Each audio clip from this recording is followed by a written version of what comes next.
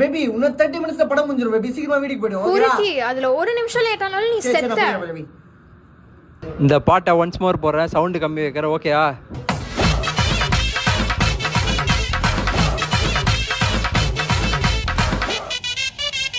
Baby baby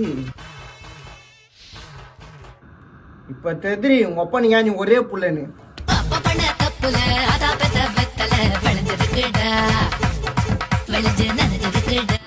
எங்க பெரியமா வந்திருக்காங்க பாட்டி. அவங்கள நான் கூப்பிடவே இல்ல. எதுக்கு வந்தாங்க? இதுக்கு தான் என்ன கூப்பிட்டியாடா அசிங்கப்படுத்த? ஆமா.